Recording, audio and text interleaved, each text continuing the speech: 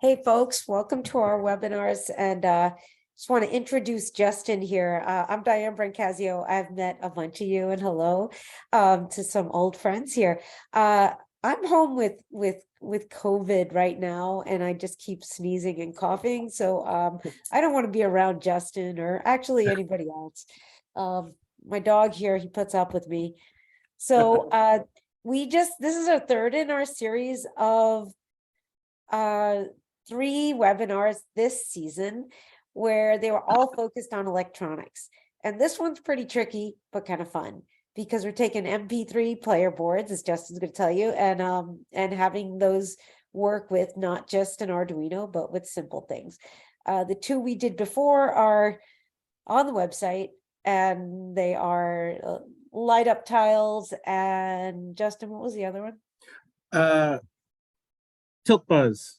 Yes, some really fun things. I can actually show real quick how to get there, just for those that might not be familiar with our site. If you're on our website, K12 Maker, I pick a spot with bad Wi-Fi. Okay, here we go.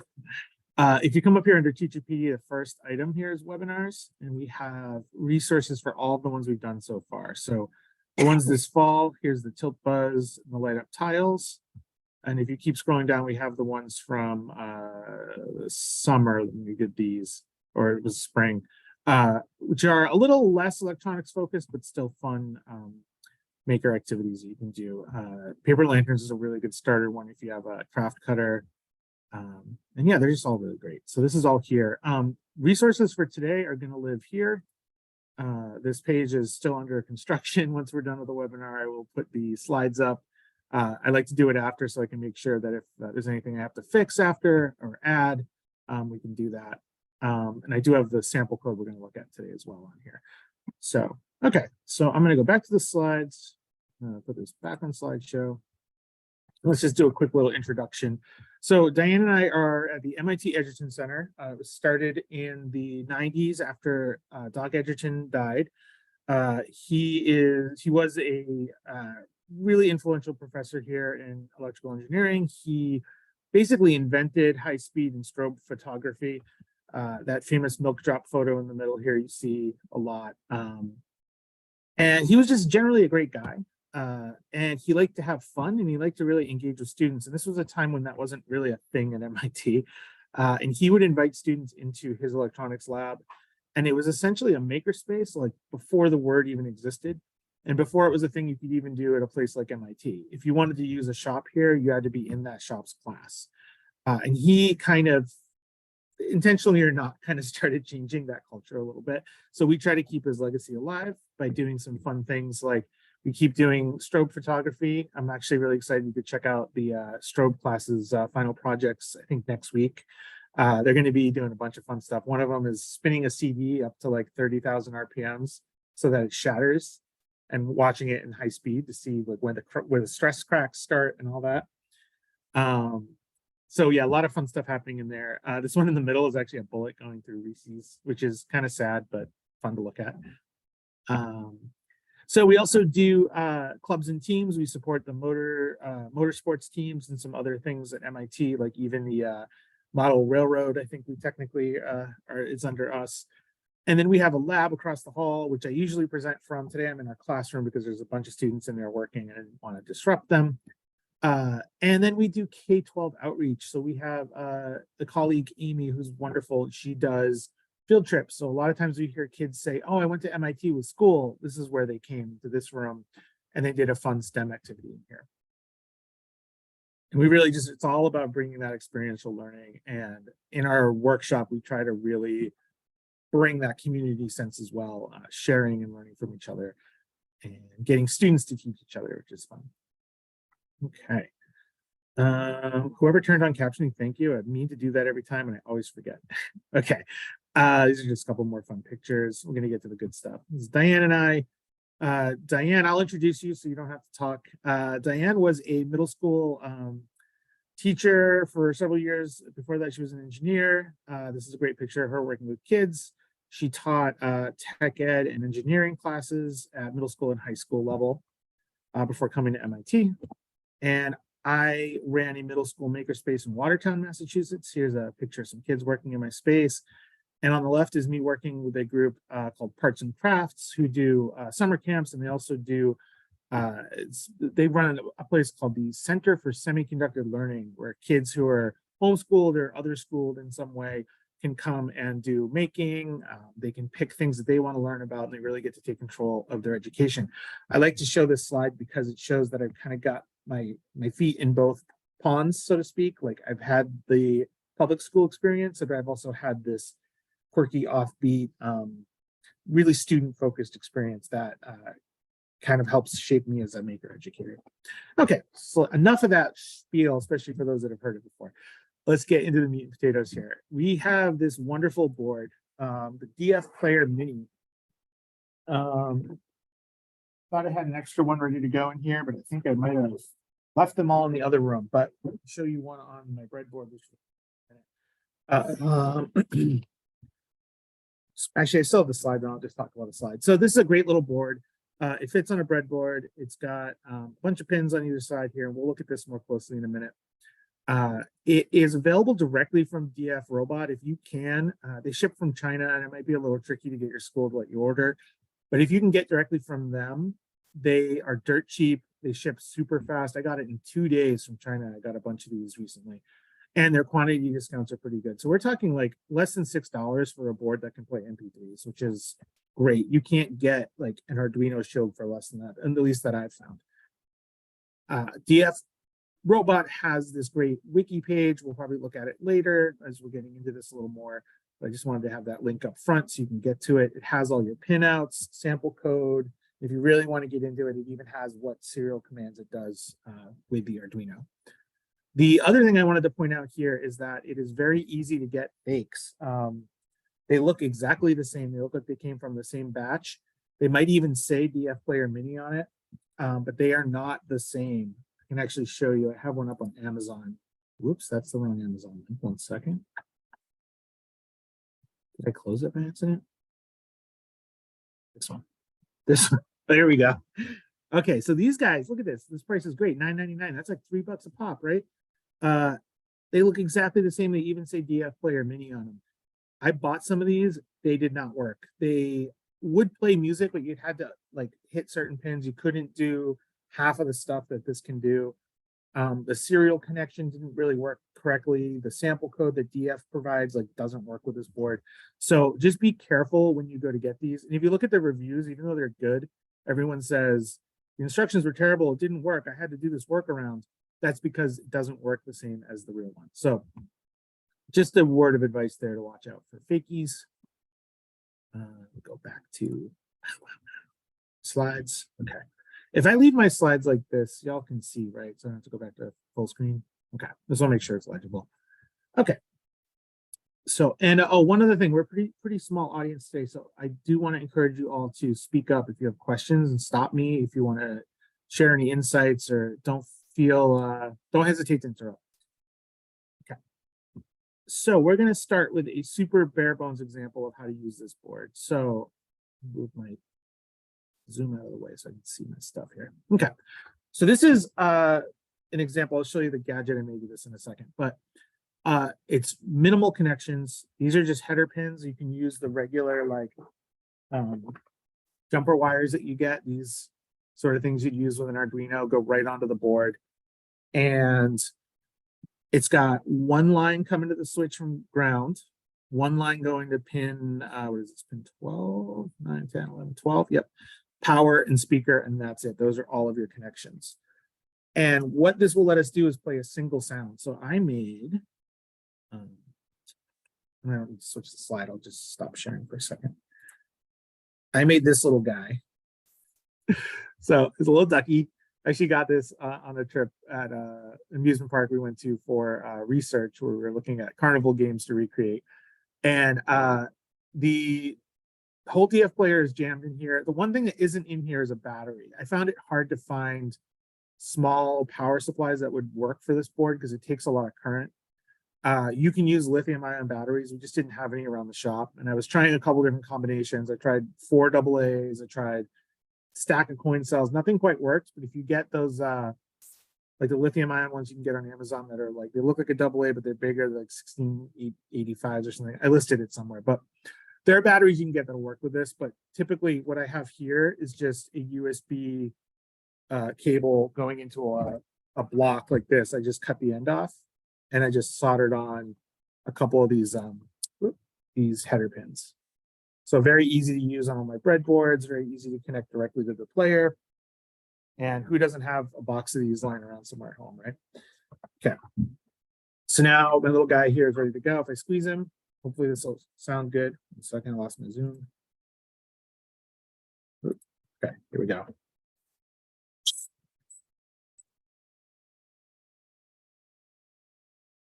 So I have original sound on. Hopefully you heard that.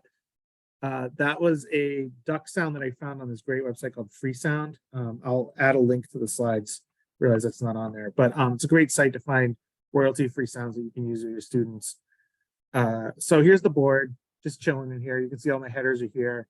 Here's an SD card. On this SD card, there is a single file. It's just this one audio for the duck. And what's happening when I squeeze my switch, which looks like, where did my sample switch go?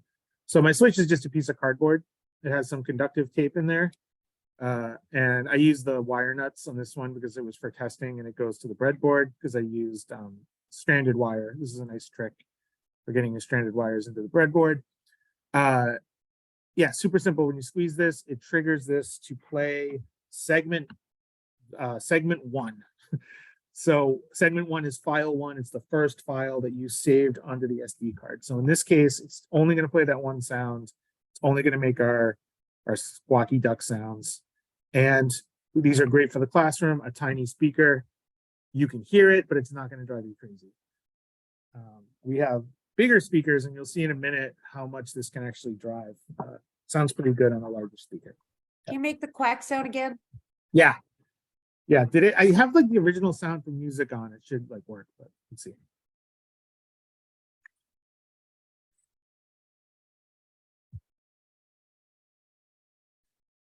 It probably sounds pretty rough.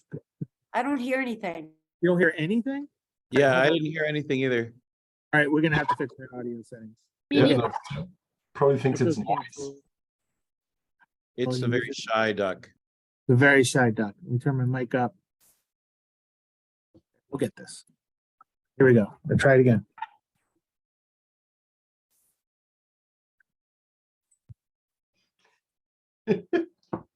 Nothing?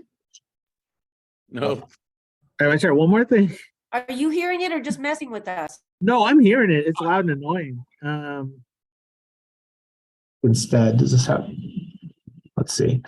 Oh, you know what? My original music is on. Oh, let's try this now. Here we go.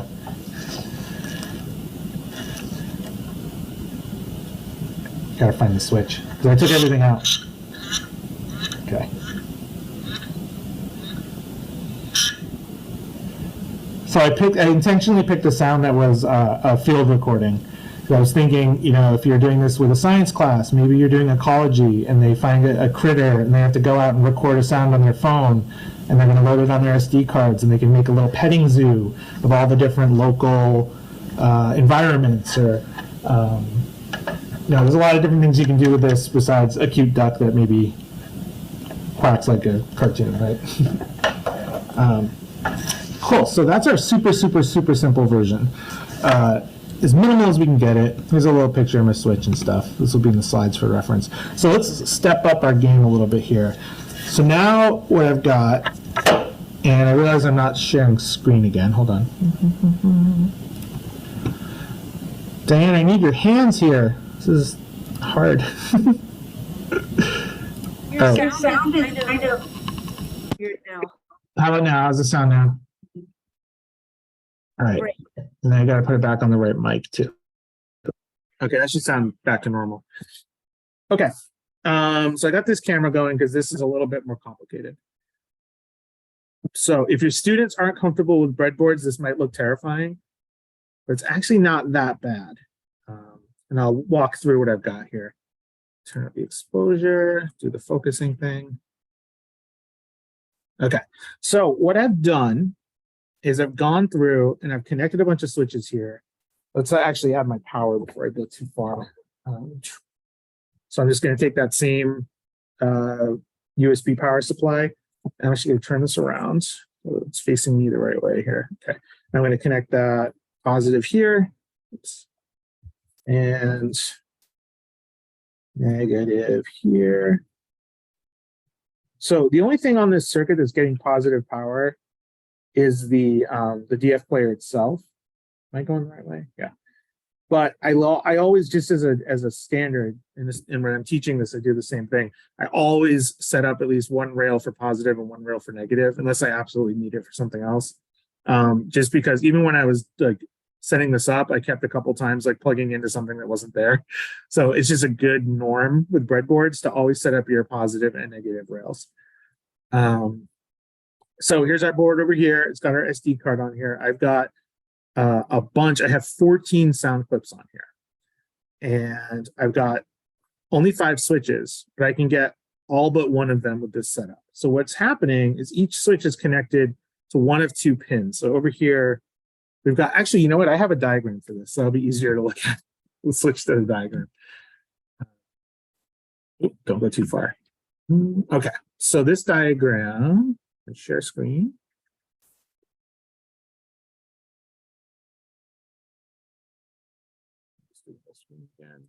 Okay, can you all see that all right? Zoom in a little bit. Oops. I always try to do the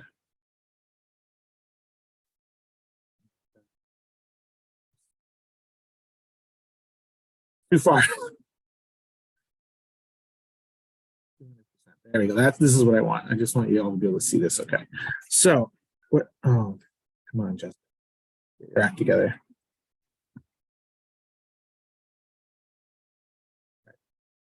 200 worked. Okay, and I just gotta like move. Now we got it. Whew. So what I have here, this is what I was trying to walk through, and I realized it was too hard to see. I used this AA battery pack just to represent how it doesn't actually work. I'm going to fix it eventually, but for now, here's our power coming in our rail. Here's our negative coming in. So all these switches are connected to ground. So here's a good trick when you're doing push button switches on a breadboard. Always connect across diagonally, because they're going to connect. The switch is going to operate either across these 2 pins or across these 2 pins. And I always forget which one's which. So if you just go diagonal, it'll always work. So when your students are like struggling to get your switches to work and they've got things on one side, just show them this trick and it's going to save them some grief. Over here, we got this connection up to this rail. So I was using this one for positive. This one I'm actually using to go to pin 12. And pin 12 on my pinouts over here goes to what's called AD key 2. And that's just an input that the board uses to read resistance values to trigger different things to happen. So what I have happening here is this switch connects ground directly to that pin, okay? And then according to this diagram here, if pin 12, move over a little bit.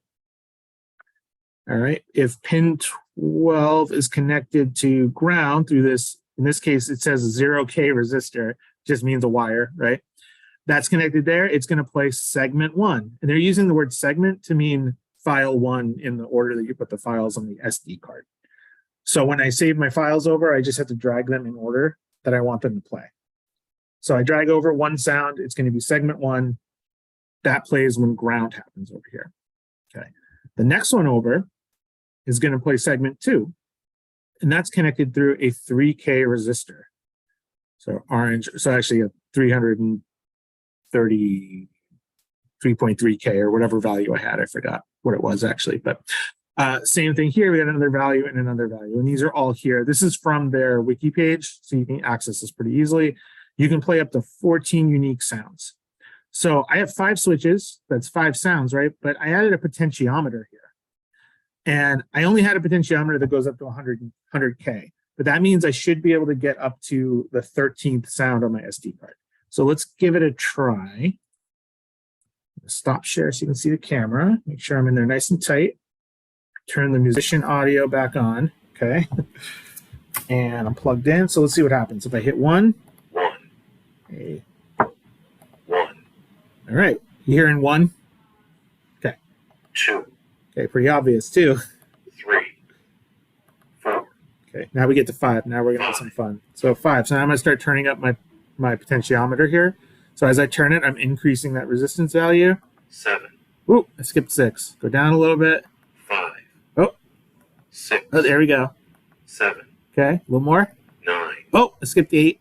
9, If I keep going, 11, eventually the gap gets bigger because the values on the pins get further apart.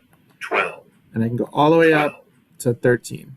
13, And 13. that's as far as I can go. There's 14 files, but I can't get that last one because I don't have the right value potentiometer. So just with this simple setup, with no computer, no Arduino, no code, I can access 14 unique sounds for something.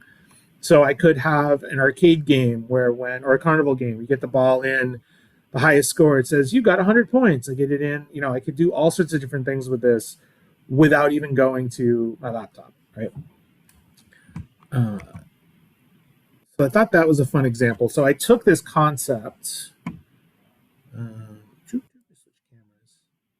to my. Justin, that's Yes. absolutely brilliant. Oh, thank you. Sometimes I'm smart. Is this different than the board we used last year? For pinball?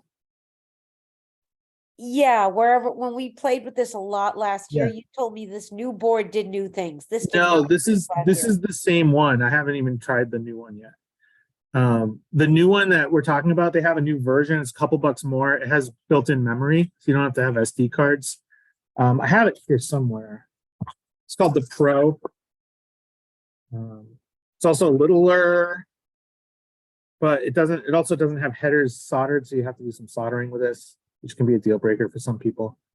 But I got it to play around with, but then as I was going with this, I got too into my examples and didn't have time. But just another option. I think it uses the same library or a very similar library in Arduino, so you can still use your code. There's another little toy from them I want to show you, but let me answer Jean's question. There is a chart. So let me show you how to get the information you need for this board. Do share again, come over here. So on the DF Robot website, they have, this is the buying page. They have a wiki link in here somewhere. Forget how to get to it. Well, anyway, I have it open. Just fine. You had it on your slides. I do have it on my slides. Yeah, I'll just get the link from the slides. Thank you, Diane. What would I do without you? Fix my Zoom. Okay, had it up here. DF Player Mini Wiki. Oh, I'm stuck in the Zoom tool. Okay. There we go. We're getting there. Okay, so this is everything you need to know. If I scroll down, this is our pinout. It's going to show me what each pin does. I want to make a graphic for this that explains it in plain English because some of this isn't very clear, like what you might use it for. But the important ones are voltage. This is our source voltage. RX and TX is for connecting to our Arduino. These are our audio outs, so our left and right, if we want to hook it up to an amplifier. Speaker, 1 and 2, there's no positive or negative really, unless you're worried about phase, but we're not with this. Our ground connection, ground is also over on this side. Busy is interesting. Diane can maybe talk about that after we look at some Arduino stuff. Not sure what these two actually do. These are the AD key ones I'm going to talk about in a second. And then IO2, IO1 is just for some other special functions of the board. Just another way to wire it without using a microcontroller, where you can do like play next and volume up and stuff like that. Okay, so about the pins, if we scroll down past all this stuff, we'll get to this graphic right here. This is like our most important diagram on here. Okay, there we go. Let me do this. Let me just open the image in a new tab. That'd be easier. Okay, so here it has the resistance values. This column right here is the value you want to hit for each one of these triggers. So over here we have our segments, we have our volume, next track, previous track, all that stuff is here. And then there's another pin, so that's on pin 12, and then pin 13 is over here. And this is just purely tracks number 5 through 14. This will let you hit those directly. So it's using the word AD key. What they're talking about with AD key is this little guy. It's pretty fun. So these are $3, and they have all those resistor values built in, and it's just got the 3. I had to solder on the headers. It came with straight headers. I got some right angle ones for it just to make it a little easier to work with. But it has a power supply, ground, and then an output, and you just hook that up to the DF player pins for, I don't know which one's VCC. I guess that's kind of weird. Oh. Yeah, this only controlled one of the pins. So you hook it up to pin 12, it'll do those functions. Pin 13 will do the other set of functions, and you could hook up 2 and do all those functions. So you could make like a pretty wacky thing. And it has pads on it. So in theory, if you want to skip using the resistors, you get one of these for $3. You can hook up your homemade switches or your giant arcade buttons or your whack-a-mole, like whatever you want to do onto these headers here. So this is cool. Fun to play with. Don't need it because you can just use resistors on the breadboard. So that leads me to a project, and then we're going to look at Arduino after this one. So I made this today. Diane, you ready? Remember I told you it was going to be a surprise. I made a quiz board. Everyone loves quiz boards. We've done a bunch of versions of these. We've done ones that light up. Those are really easy to do. We've done a couple that have like a makey hooked up that'll play something on the computer. We've done them with Scratch. This one is using DF Player. And so Diane and I are very competitive on Duolingo together. We're both doing Spanish. So I made a Duolingo matching board. So on the back here, actually, I might switch to the other camera. Give me 1 second. Whoops. Guess I'm also going to stop my video. All right. So on the back, you can see how I've got this set up. And I have a wiring diagram for this too. Get out of here a little bit. Also, I'm going to flip this around so it reads correctly. Okay. And then the focus button. Getting there.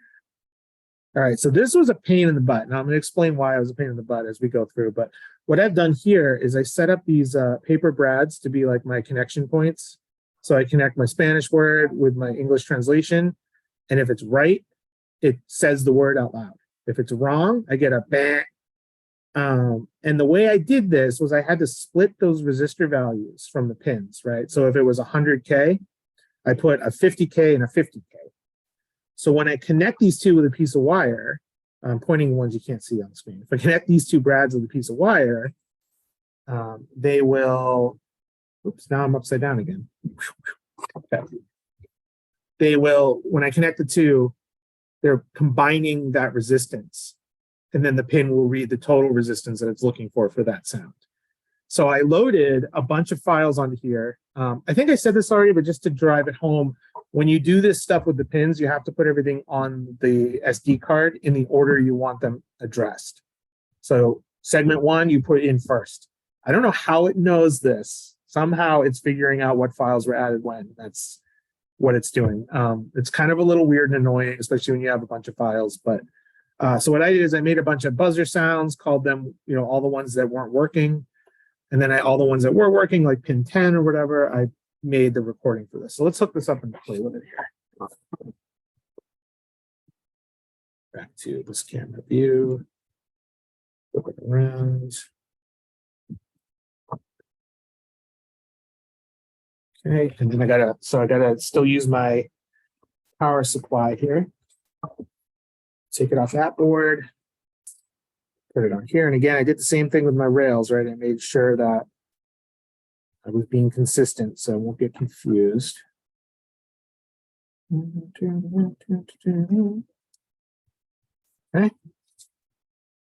And I started making a fun little, took 2 pens and took the ink out of them and was gonna put the wire through there. So it had 2 wands.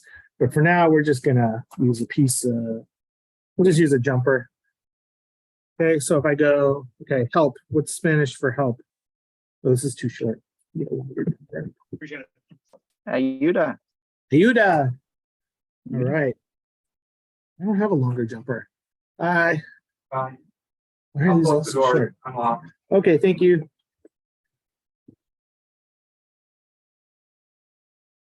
Okay. I changed spaces last minute, so I don't have some of the stuff I need. Just give me 1 second. Get a longer wire here. Just gonna cut one.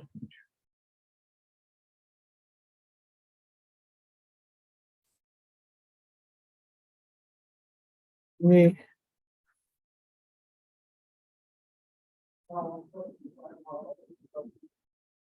One sec. Talking so you don't think I'm frozen. All right. Okay, let me turn my original sound back on. Original sound for musicians is on. Okay, here we go. So help, Ayuda. Ayuda. Hey, let's try daughter. Hija. Hija. Here. Oh, it's not Ayuda. I hit the wrong one. Aquí. Oh, there we go. T is te. Te. For Para. Parada. Okay, so there's my board. Now, this example board here that I made still needs a little bit of debugging because it's hard to get those resistor values. So it reads that resistor value. It's not exact. It's not looking for 3K. It's looking for a range close to 3K. So some of these combinations end up overlapping. I went through and like tested them all. It took me a bit of time to figure it out. And I have a chart. I'll show you on the slides in a second how I came up with it.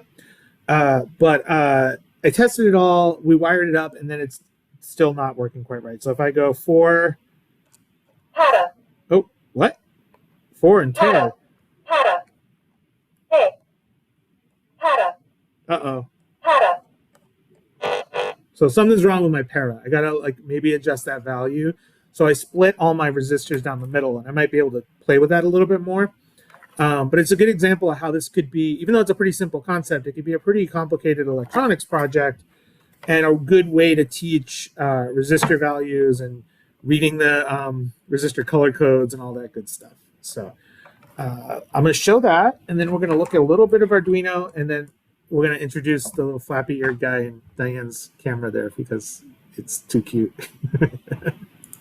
1 sec here. I want to go to. You weren't supposed to see that yet. Nah, I shouldn't have called it out. Sorry. Integrated webcam, and then we're going to go share screen, and I'll go back to my slides. Okay. And okay, let me fix my zoom again here. Fit. Okay. So we are up to this guy. So this is how I figured out my resistor combinations. I took the ones that seemed like they were kind of the furthest out. So, 5 would play on ground, and then I went up to 6, 9, 12. So this is where, Para and Ayuda are getting confused here. So I have to look at these values and see if I can split them up a little bit more.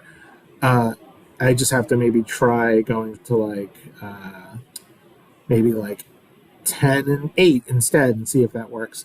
It's just a troubleshooting thing. I don't know what the specific ranges are of what it's reading. If I did, I could probably do math and figure it out. But I found it easier to just sort of try it again, get some of that iteration in. Cool. Am I going too fast? You guys have any questions or anything? We good? Okay, cool. So the next step, we've done all this stuff about how to use it on its own, right? Which I think is really exciting and fun. And you can, connect it with other things. You can have lights happening at the same time, all these things, because it's discrete. It's its own little world here. Now, if we want to start talking to the Arduino with it, which is where it starts getting fun too, this is an example board that I set up. I'm going to show it on cam here too. So I have, these are great little laser cut backboards that we have. I can share the file if anyone wants it. It's pretty simple, but it gives you a nice little built-in thing with your breadboard down here. And just some simple spacers on the Arduino. Got my board here. On this one, I have 2 switches. I have a red switch, a green switch, and I have a red light and a green light. Okay, and I have it. The code is set up so that when I push the red light, red happens. When I push the green light, green happens. And there's corresponding sounds that go with it too. So let's hook this up. Plug it in. So I'm going to power it this time just off my computer. Plug that in. Plug this in and watch my computer probably crash. Hopefully not. Okay. Yeah, John, I used Fritzing. You can get the DF player in Fritzing. It's if you just Google DF player for Fritzing, there's somebody that has the file. You can just import it. It works great. I just took the Fritzing logo off to save space. All right. Where am I going? I'm going to the code. So I'm going to go have it up here. Oh, that's something else. It's this one. Okay, so here's my code. I'm going to make this a little bigger. So I tried to make this as simple as I possibly could. And I have comments in here that kind of walk through everything. Let's actually write it to the board, make sure that's working. Make sure I didn't break anything. Okay, cool, so that's working. So basically what it's going to do. Your code. Oh, I hit the wrong thing when I did screen share, sorry. Thank you. I lost my Zoom buttons. Share screen. Share screen. Cool. Okay, so super simple. We've got include DF player mini library, so you will have to get that library. It's in the, if you go to your manager, sketch, where is it again? Tools. Include library, manage libraries, it'll come up. There's a bunch of other ones. People have tried to improve on their library. So if you're going to use this code, make sure you find the one that is DF Robot DF Player Mini, and that'll work with this. The next one, we're going to use a software serial. So that's going to basically create another channel for us to communicate over serial. We do our defining our pins. I give everything nice names just to keep it really clear. And these are our RX and TX pins for the serial to the DF player. On the Arduino Uno, 10 and 11 work great. On other boards, you have to move it around. I forget exactly where or why, but there's some Arduino compatible boards that don't work on these two pins. But you can figure that out pretty easily by Googling it. Just don't remember off the top of my head what they were. All right, this little line of code here just sort of defines your actual instance of the DF player.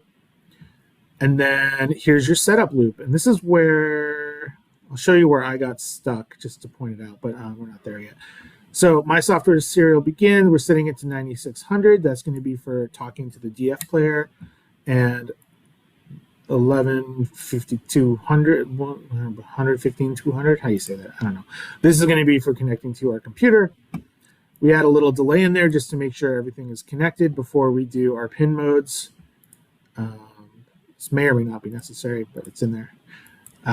And we're using pull-up. So this is going to be a digital read, and we're using the built-in pull-up function of the Arduino. So we don't need a separate resistor to do this.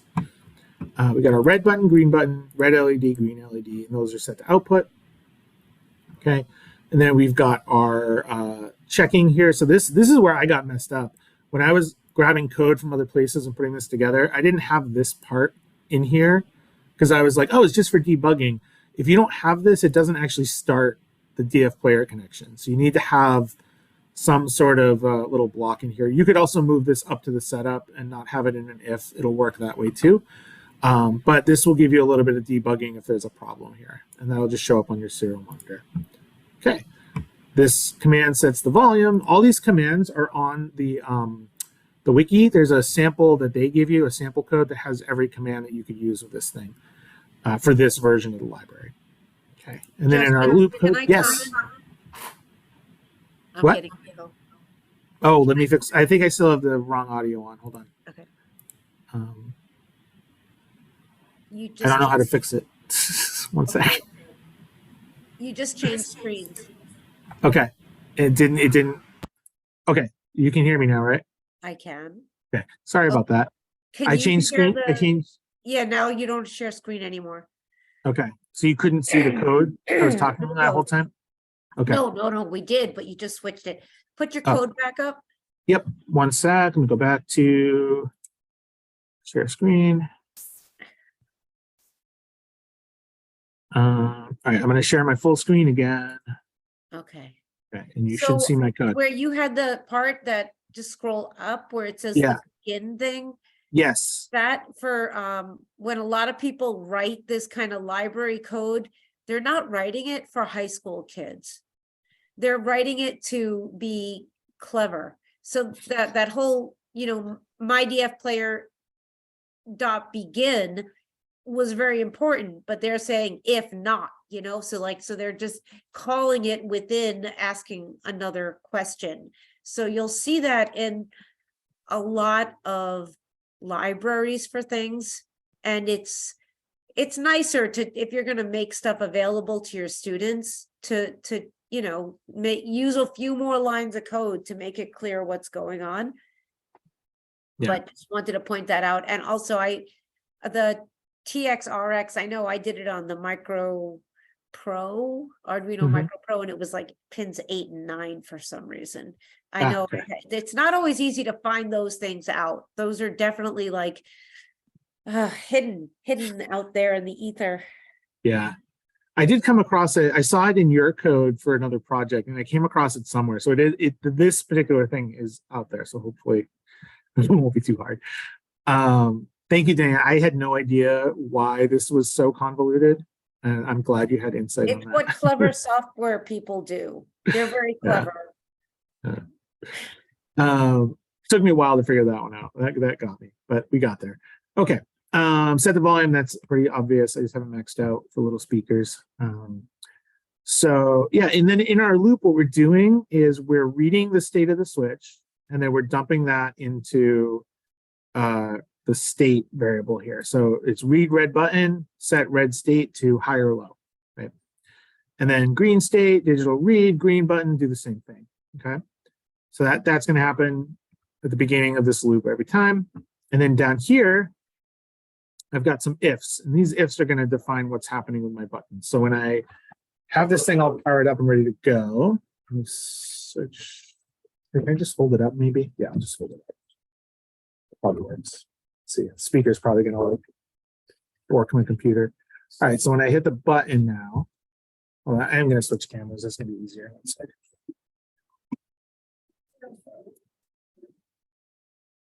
Bye.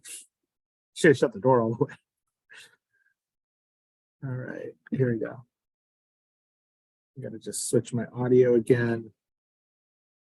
Which I'm not sure how to do while I'm screen sharing, but that's okay. We'll just stop. Okay. So here's the actual board. So now the function is that when I hit the red button, Red. again. Red. All right, so it says red, and the red LED lights up. Notice it blinked a little bit. We'll look at the code again in a second to see why. Green. And then the green is only on Green. while I'm holding the button. Green. Red. Red does its little thing. Red. Okay, so Diane can point out that when, and she would know this, when the red is doing its thing, if I try to hit green at the same time, it doesn't work. So it has to finish doing that little blink sequence before it'll be available for the green switch. All right, so let's go back, share screen, look at the code again. Okay. So this is what's going on in these loops here. So if the red is low, oh, that's the other thing I have to explain. I knew there was something about the pull-up I had to mention. So the pull-up basically inverts the logic of this switch. You would think push the button and it goes high. And when it's high, the LED goes high, and then the sound goes high, everything goes high. But actually what's happening is the pull-up is keeping that pin high internally, and then we're putting it to ground and actually making it go low. So our code is a little bit backwards from what you would think it would be. So in this case, if red stayed high, don't turn on the LED, don't do anything, right? If red stayed low, now we're going to do this. So we're going to play the sound first. Red.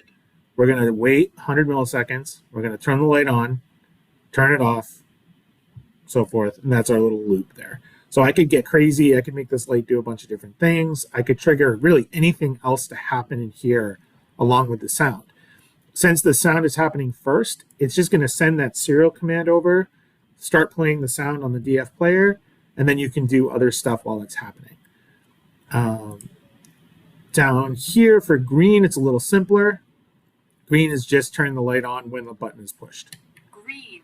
And it's just playing my green sound here. So this, my DF player dot play with the 2, that's saying play the second track. You could also do play next, and then every time you hit the button, it would play the next track. There's a lot of different functions you can do in here, but this is pretty much like as simple as I could make it, but still show a couple different operations within your code there, where we have a couple inputs, a couple outputs, and a couple sounds. I'm going to stop share. And Diane, would you like to share your Snoopy project? Sure. Cool. Thank you for doing that, by the way. So I think you just have to, Yep, I'm going to stop share. okay. No, I'm not sharing, right? Am I? No, we're good. Do I have to make you co-host? Where is my friend? No. Happy to see you. Okay. Can you guys see this?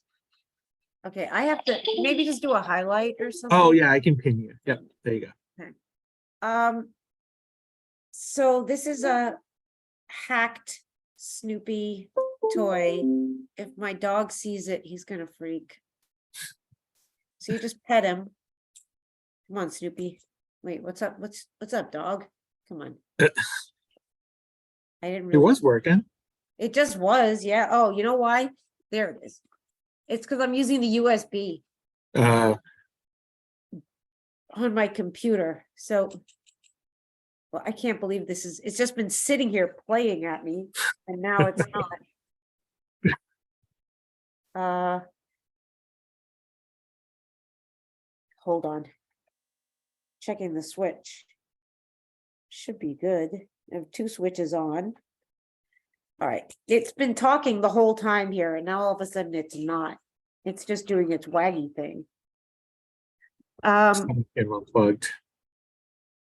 Yeah, so That's okay. Do you want no, to? hang on. I just let me restart it one more time here. Okay. You don't hear anything. No. Did you hear it? I the whole time I've been trying to get it to shut up. There we go. Okay. And now it's not talking. No. All right. I should just used a better power supply. So it is the MP3 player. Wait, is it? Oh, I see. You hear that? Yeah. Hit the You want to turn on the original music thing, original sound. Okay. Hi there. When the going gets tough. So okay. So now There has to be a goal to bring things up. You got this. right. So, So do you remember to look at so many videos today? so this is a post-COVID, Yeah. What you got there? and all those sounds are people in my family. And we gave this to my son last year on his birthday. Now you might think this is for an 8-year-old. No, this is for a 21-year-old. And so I found this Snoopy plush toy. You are here with me. Okay, it's what I did is I put a little thing. So when you can see it. Okay, it's kind of silly. It's gonna go on for a while here. Okay, I'm turning them off. Ah, it's still going. Wow. Oh my gosh, I don't know how to turn it off. Sometimes there has to be a goal. Just don't. This all started because we wanted to figure out how to have sound and a servo motor going at the same time. So we found the MP3 player. And because, on the Arduino, when you're doing any sort of sound, it ties up its brain. So if you're using the tone command or something else. So you have to have another little thing playing it. So we got this. What I set it up to do is use a little shake sensor. It's like a tilt switch with some debouncing stuff on it. So when you pet his head, it just says some random thing to you. And the way it does it, use a random number generator. It calls one of the, one of the 16 things that we put on it. And it makes sure that you don't play one of the last 2 that you just did. It also, I kept the original the ear mechanism, because this toy, which was only like 30 bucks online, had a really awesome mechanism inside it. So I had to tie everything together and then use a Micro Pro, which is a challenging little sucker to wire up. So it was quite an undertaking. And then what you're supposed to do is anytime you pet the little thing, it gives you some message from a family member saying something nice to you, and then it wags its ears at you. So my son, who is at college, actually has this at home right now. I think he has too much of a partying place. Last year he had a lonely existence, and it was very much fraught by COVID as well. So that's where Snoopy came in on this. So it would be kind of fun to do like what Justin did with the duck, is to, I really like hacking stuffed animals, but there's so many levels of complexity in this, because you have the Arduino, you have the MP3 player, you have the speakers. There's just so much in it, and I wanted to do the motion as well. But it is doable if you have people that want to take on like a pretty big project. Speaking of sound, this little board I haven't used yet, another DF player one that I picked up. Oh, you're pinned, so you can't see me anymore. But oh, I'm not on my. I've been smiling and nodding and making all good faces at you, and I've been on the wrong camera the whole time. Oh, I haven't seen you. All right, this little guy, another like this one is a little bit more money, but not much. It's still under 10 bucks. DF player board, voice recorder, so it can do voice recording and playback. Haven't played with it yet either, but this could be really fun for some of these like voice things. If you want to make it so that your contraption can be re-recorded, you know, it has the play and record button right on it. And it can all be triggered from the pins too. So another fun thing to play with. And if you use my affiliate code. So if you wanted to do something, Justin, like the quiz board, or where you had the board where you had no, let's do the other one with the little board and you counted up to 14 or something.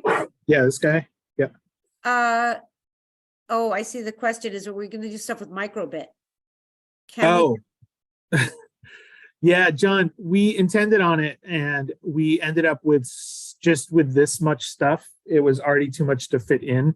I really want to dive into the microbit. I've Googled it a couple times and read a couple things about people having success, but I haven't found a direct example yet. If you give me your email on the chat, when I get those materials up, I'll let you know directly and you can check those out. And we'll just add them to the site and we'll have them on there. Yeah. So the other thing is it's Just write it down. on the microbit, you have to do it where you're not just using the 3 pins. So there's a whole bunch of things going on there. The voltage level. And what's really cool about the DF mini player is the busy signal, I think, and some other things. So it lets you know something is still playing. Yeah. To read that in on the microbit is going to be a bit challenging, because now you need things to be at 3 volts and not at 5, well, 3.3 volts or something else. But we definitely want to see if we can get this going to something that allows the microbit to do it, because otherwise, well, really all you can do is put things on Scratch, right? Can you interface the microbit with Scratch and get all your sounds in there? Yeah, you can only do, there's a limitation. I think you can only access like the 3 main pins in Scratch. I don't think you can do the breakout stuff. John, you're looking like maybe you've done more than 3 pins in Scratch.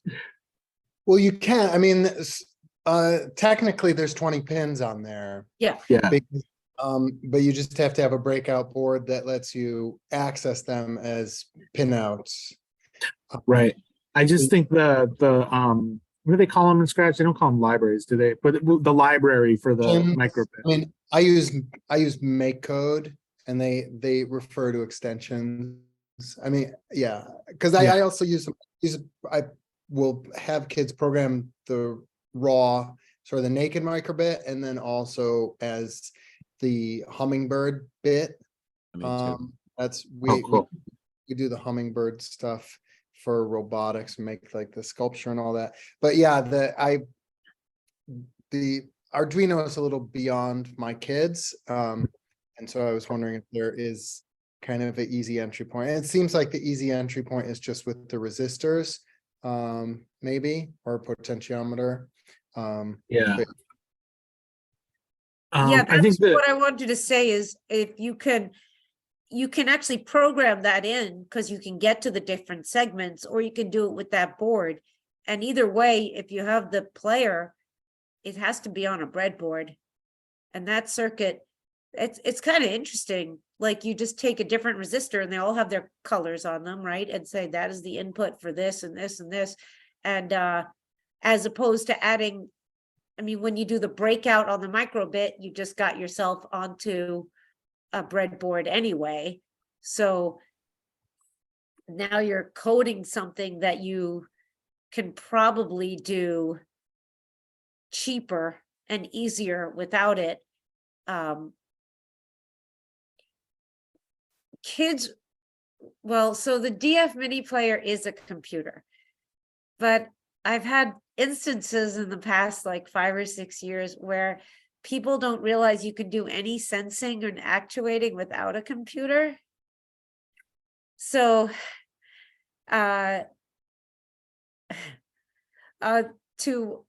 they think you have to program everything. So if you're trying to make like a simple, like a light sensor to turn something on and off, that you need a computer to do it versus actually have a photoresistor and something that detects a level or maybe an op amp or something. So I think it's pretty cool with this project that you can get it to just this simple one board kind of thing, although I realize there is a computer in it, but with the different resistances makes it pretty easy. Yeah, for me, the thing that I've like, I know I'm coming into a project now where I have kids make robots with the like the robotic zoo, I call it, where kids approach a sculpture they made and it's hooked up to all the hummingbird robotic stuff and it has some sensors and some actuators. And so last year, what I have been doing is buying like those digital sound things, like what you put in a greeting card. And some of them you have to plug into the computer to get the audio on, some have a mic on it.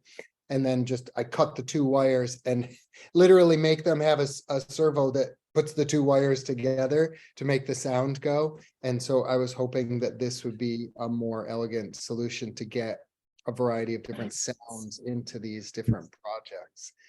But it seems like maybe it's a little harder than I at first thought it was going to be. But well, there is one other way. You have to use it's the Arduino, it's not the Nano, Leonardo, I think. One of them that can act like a keyboard input. And you can connect that to your computer and connect it with Scratch. So you put all your sounds on Scratch and you have to have that running. So now you're tied to your computer, but you've programmed it in, so it is giving the code to Scratch. And all Scratch has to have is, if A is hit, do this. Now that can't work for microbit. But doesn't matter because you'd have to get the sound library in. But that's the workaround, that if you wanted to add things that are programmed, but once again, we're not in microbit, we're in Arduino. And those are how they're getting played, because then the sounds go there. So the Arduino was controlling other things. Yeah. This has been a couple of years we've been looking into stuff like this. Like, how do you get these things to happen? And there's not an easy solution yet, but I think this one here with the resistors, to me, looks like the easiest way forward for people, and with some degree of electronics in there that they're gonna have to deal with the breadboard or switches. I feel like we're closer than maybe than you think. Like, it doesn't seem that far along. With the Hummingbird, you're bringing some extra voltage on board because they have a bigger power pack that you plug in, like a 6-volt power pack, and you can get all kinds of run motors and stuff. So if you have enough to run the motors, you certainly have enough to run whatever this is, the 5 volts or whatever you need. Yeah, this will run from 3.3 to 5. Is the Hummingbird used as a processor or only for the robots? It's the processor. The Hummingbird used to just be built on the back of a straight up Arduino, and you can still get those. That's a Hummingbird Duo, but I've mostly switched over to the microbit, the Hummingbird Bit. And I Yeah, don't know if that's what David also uses. I saw you nodding and stuff. Yeah, let me show you what I use. So See, this is why we do these. This is the connection we do these for. yeah. Diane, I just have to tell you how much I missed coming to Edgerton. That was I like know, it's so nice to such an see you, amazing John. part of my life. I just really, really miss it. Thank But you for yeah, saying that. yeah. We have not had as much fun since we met all you guys. Mm. I'm glad you're meeting Yeah, Justin. Now, what is that, David? That's the bit one. Yeah, Uh-huh. this is the humming. Comes in these kits. And they got servos and all kinds of fun things in here. Comes with, of course, your little microbit. We just started these in 4th grade.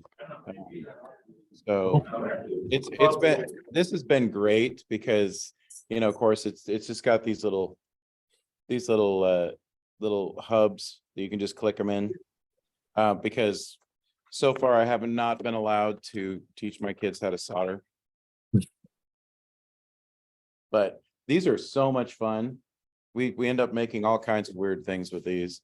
We did a carnival, like, with merry-go-round and that kind of thing, and little lights that shine up. And but now I'm looking at this board and I'm like, oh, this would have been so cool.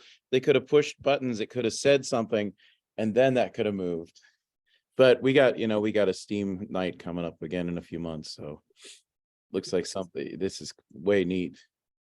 I love the breadboards too, because that's easy. Yeah, if you can get, what age ranges are you working with? I know you said 4th grade. You go. Yeah, I'm K8, so K8, okay. my 5th, 6th, 7th, and 8th graders, those are the ones that are using the microbits, and no Arduinos right now, because I don't have any. But if I have them at home, but we'd like to use those too. Right now, we're just, this school never had any coding at all, so I'm sticking with Maker Code right now, and this incredible little robot called a Kibo robot. I've heard of it, but I don't remember which one that is. You're actually using blocks, real wooden blocks, as your blocks of code, and then it scans in kind of like a supermarket scanner. And so my kindergartners are making these great codes, and it's making the little robot go all over the place. They're kind of expensive, but they're really fun. Where are you out of, David? Oh, I'm out of San Francisco Bay Area. Okay. Yeah, Redwood City, but one of the little suburbs. Okay. Yeah, it's cool that you're learning Spanish, because I'm now in Adelante Selby is a Spanish immersion school. Uh-huh. So I'm learning Spanish too. Are you on Duolingo? Can we follow you too? I'm on Babbel. Uh-huh. I was on Duolingo, but those little guys are driving me nuts. Funny, because I just was not enjoying Babbel, and now I switched to Duolingo because Justin was on it, and I was like, I think they're great. I'm sorry. No, it's okay. I don't know why they were bugging me at the time. It's I probably do- go ahead. I was gonna say, I do wish that the voices were a little more like realistic. They're a little too cartoony. I'm worried I'm gonna start picking up a cartoon accent. Hey, a different job, little Yeah. voiceovers. Right. Awesome. So it is definitely on my to-do list to look for some resources for this for microbit. I'm sure they're out there. It's just serial communication. There's got to be a way to do it. And like I said, I've done some cursory looking before I got really tied up with all this resistor stuff to do the microbit stuff. So If we'll any of definitely you get have some resources. suggestions of what to look into, let us know, because we can put MIT students on that over the January. Get them figuring some stuff out, which might be kind of cool. Writing in all our emails. Oh, okay. The K-12 Maker one will hit both of us, or you can hit either one of us up there. I just wanted to share the project that inspired this, that I have kids who, they were 7th graders last year and they came back in 8th grade, but they made a project last year that was so gosh darn witty. I love it. It was my favorite microbit project I've ever seen. And so they made, it's like a robotic zoo, but like zoo broadly considered can be like a little act, I've had people like make things or like spin art machines that respond when you come close to them, but these guys, it was like, see the lion roar. And it was a like a diorama, like a stage, and there was a lion. As you walk up, the distance sensor would trigger, and then they had a rotation motor that lowered a cardboard cutout of Rick Astley, and then you just get Rick roll. That's awesome. And then the song plays, and then at the end of the song, like they timed it. It's like, so they had a separate timing circuit, and after a certain amount of time, it reverse rotations, like, and then it like reels back up into the ceiling of this little diorama stage, and then the lion is there again. And I thought that was like the cleverest thing I've ever seen kids make. That's Yeah. fabulous. That's so But like funny. the way I had to trigger the sound was with the greeting card thing, and literally like make a little hammer out of a popsicle stick with some aluminum foil on it and the 2 leads. And so it would like have to come down, close the circuit to turn on the little card MP3 player. Yeah. But But it that worked. sounds really great. It was great. I mean, no question. It was great. I mean, it was, what I found was those, because you have to kind of desolder or like pull apart some of the wires to basically break the circuit, because some of them have the photoresistor you're talking about. You open the card that it's exposed to light, but those don't work reliably in like projects like that. Yeah, And so you kind of have to pull it apart in these little tiny segments of wire, little tiny solders, and kind of break the circuit there, and then that's your switch. And if you close that circuit, the sound plays. And I just was wondering if this is something that has like more like sturdy, robust, easy to access connections like that. Even if this thing, if I physically touch 2 wires together, it sounds like it would play a single sound. Oh, yeah. That was Yeah. the first thing he did with the duck. Yeah, basically, yeah. So that's I think I might be at that level with these kids, and that's probably fine.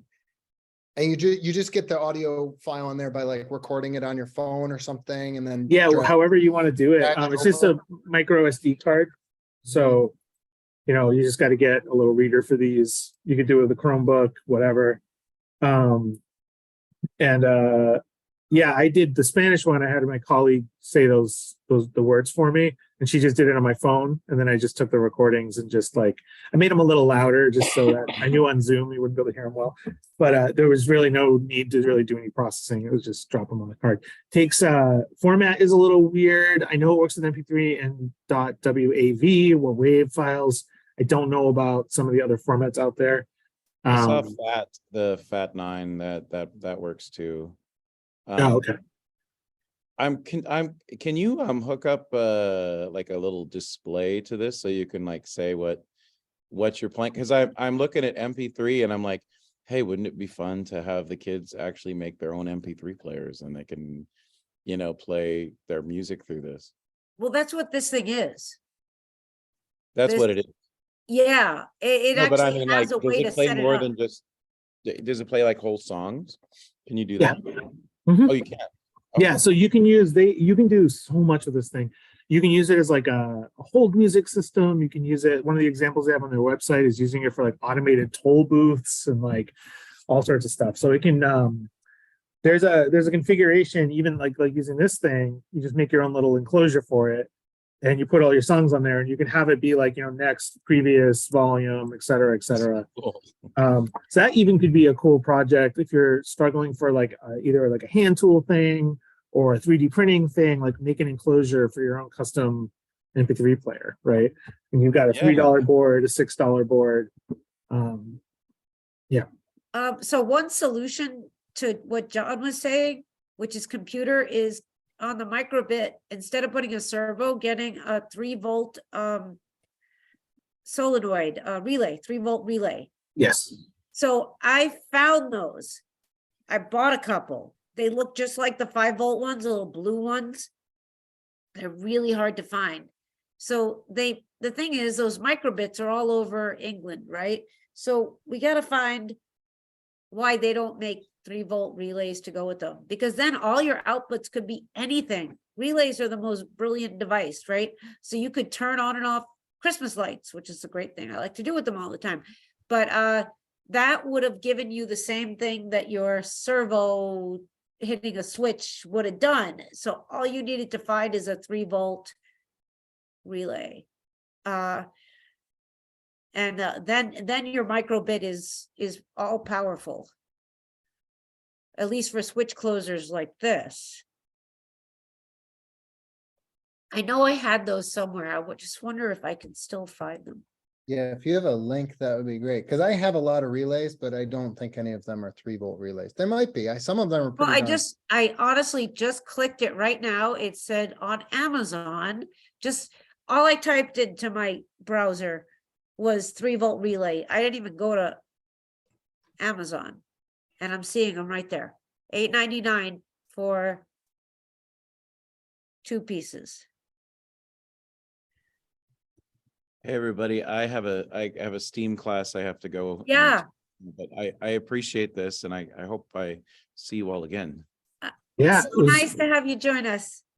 That's Definitely. And yeah, I will follow up when the resources are up on the site and I will try to add as much as I can about other stuff for this. So awesome.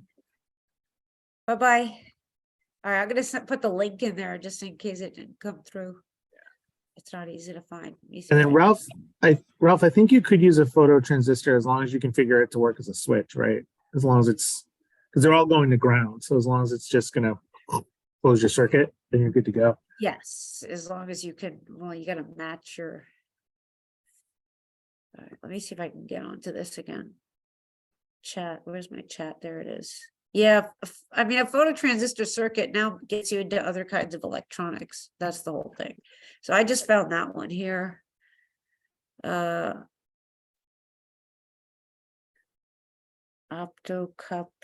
yada, yada, yada. Let me see. Oh yeah.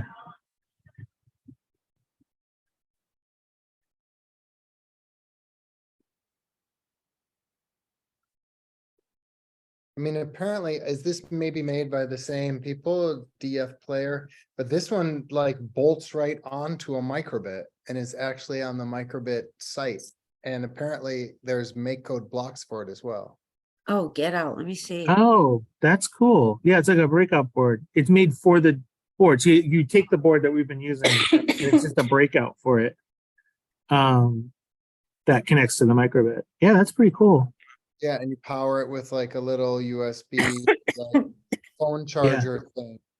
And Yeah, apparently there's a DF Player mini extension pack because the block There you go. code is right there. So I mean, that might scratch all those itches at the same time. Yeah, that's awesome. Thanks for finding that. See, I knew that was out there, but I was like, I hadn't looked at it recently and I hadn't looked at it. I was like, I don't want to say for sure it's going to work, but that's great. Yeah, the board looks really cool. I wonder if it doesn't seem like it has any additional functionality. It just makes it so you can do the connections much easier, which is great. And like the built-in speaker is cool and all that. That's fun.